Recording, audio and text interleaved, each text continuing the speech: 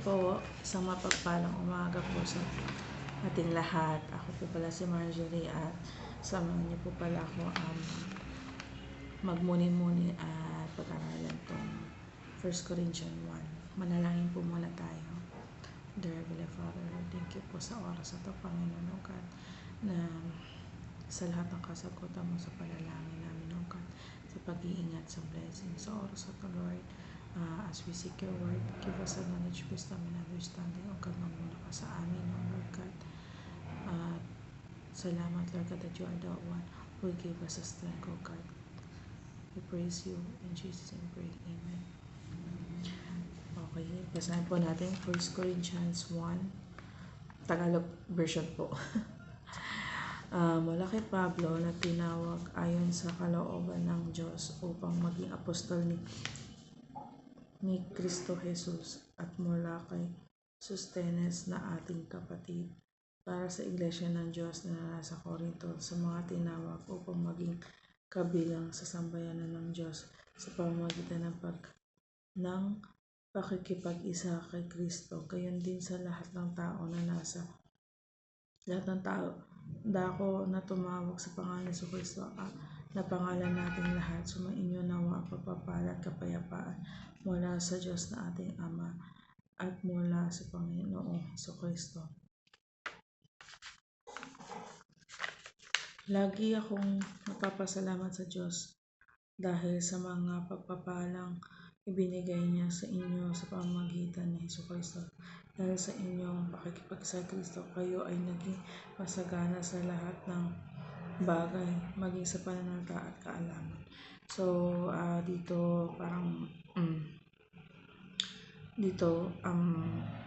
tinalakay lang dito yung pag-bless ni Lord sa atin, sa mga taga-Corinthian noon. At yung the way you obey the Lord is may kakaiba talaga yun na blessing sa lahat ng aspeto ng buhay natin. And God is always present naman sa buhay natin, pero alam mo yun, iba pa rin talaga kapag pag tinataas mo yung pangalan niya, tsaka yung you acknowledge Him sa buhay natin. Tsaka nung unang panahon, grabe din kasi sila mag-acknowledge sa presence ng Panginoon.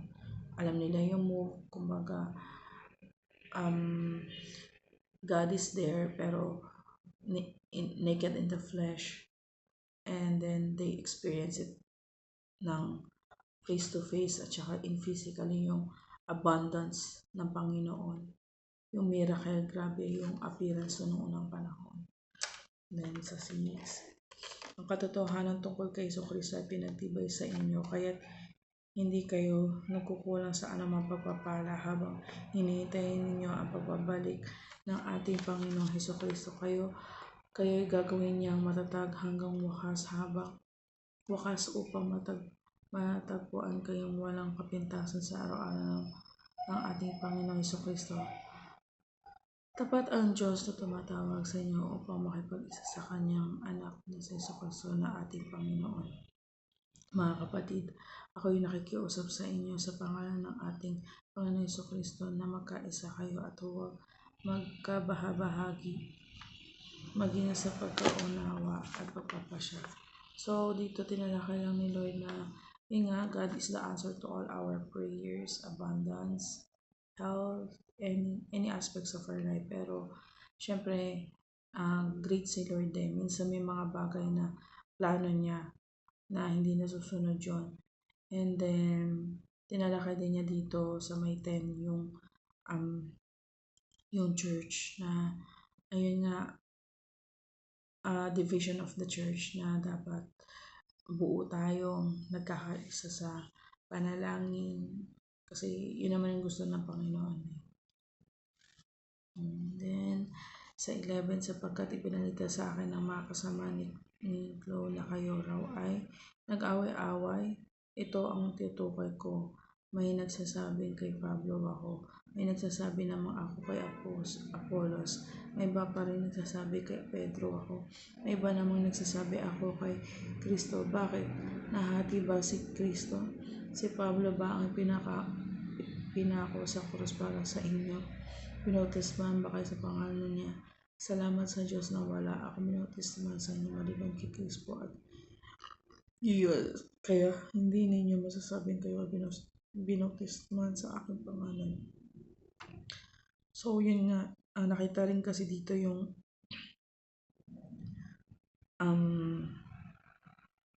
division. Kung paano yung pagdi-division, minsan di ba, makikita naman natin to sa church. Pero, ayaw kasi ni Lord ng gano'n.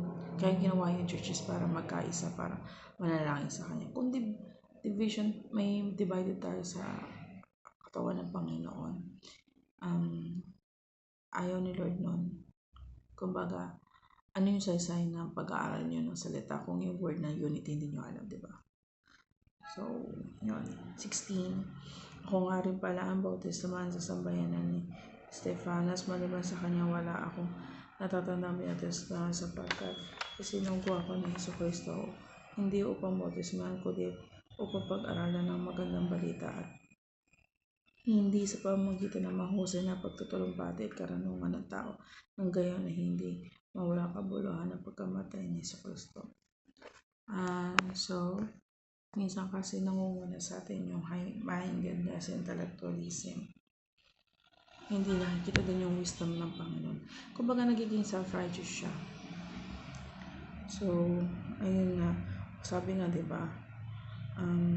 Hindi upang kundi upang mapangaral ng magandang balita at hindi sa pamamagitan ng mahusay at pagtutulbati at karong. Binigyan naman yun ni Lord, pero kailangan natin pag-ingatan yun. Kasi yung motibo natin ang magre-reflect doon instead do yung word ni Lord. Kapag yung self-righteous ay yung self-intellectualism natin yun. Although nandiyan naman yan, it's a talent, pero kailangan kasi maging sensitive, ang manguna talaga at saka yung talagang magre-reflect dyan is yung yung message ni Lord. So, yun. Sa 18 po, ang mensahe tungkol sa pagkamatay ni Hesus Kristo ang mensahe tungkol sa pagkamatay ni Kristo sa krus ay kahangalan para sa mga tao napapahamak. Ngunit ito'y kapangyarihan ng Diyos para sa ating mga naliligtas sapagkat nasusulat, sisirain ko ang karunungan ng marurunong at gagawin kong walang saysay ang katalinuhan ng matatalino.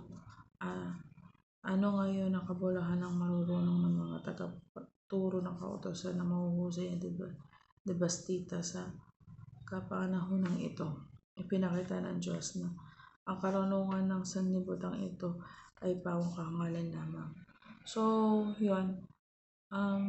Sinabi nga dito, parang explain dito na yung katalinuhan dito sa mundo ay wala para sa wisdom and understanding ni Lord.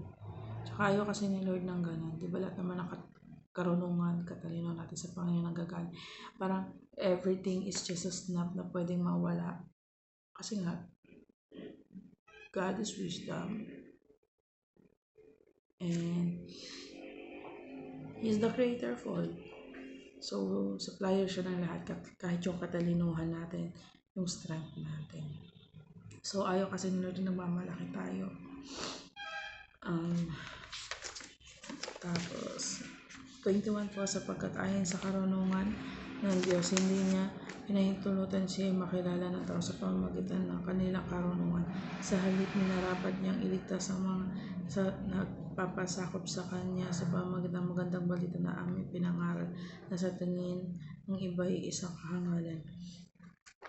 Ang Judeo ay humihingi ng himala bilang katunayan. Karunungan naman ang hinahanap ng Griego. Ngunit ang ipinangaral namin ay si Kristo na ipinako sa krus na para sa mga Hudyo sa katitisuran na para sa mga Hentil ay isang kahangalan. Subalit sa mga tinawag ng Diyos, maging Hudyo o maging Griego, si Kristo ang kapangyarihan at karunungan ng Diyos sapagkat ang inaakala nila karangalan ng Diyos ay karunungan higit pa sa karunungan ng tao, at inaakala nilang kahinaan ng Diyos ay kalakasan higit pa sa kalakasan ng tao. So, yun nga, nung compare nung old age, gusto nila parang lagi may proof. Makita nila ito, ganyan, ganyan. Pero, hindi eh, kasi as you seek the Lord, andyan siya, and able siya to supply everything, kahit knowledge natin, katalinuhan sa lahat ng bagay, kaparaanan, through His Word, syempre. Kaya kailangan sinisik natin siya, ina-acknowledge natin siya, and we know our limit. Kumbaga, yung limit na yun is yung walk natin sa Kanya. So, kasi dapat kailangan may lordship pa rin eh. Alam mo yun, may relationship. Pero kailangan yung lordship mo sa relasyon mo na yun, na siya yung kataas-taas ang Ama, hindi nawawala yun. Yun yung mataas na pagrespeto sa Kanya, pag-honor. And then, 26, mga kapatid, nalalahanin niyo ang inyong mga katayuan noong kayo tawagin ng Diyos ay sa pamatayan ng tao ay ilan lamang sa inyo ang matatawag na marunong, makapangyarihan at maharlika. Subalit pinili ng Diyos ang mga naturing ang hangal sa sanlibutan upang hiyain ang marurunong, at pinili niya ang mga naturing ang mahihina upang hiyain ang malalakas. Pinili niya ang mga pangkaraniwang tao, mga hinahamak at mga mahihina sa sanlibutan ito upang ipawalang saysay ang mga kinikilala ng sanlibutan.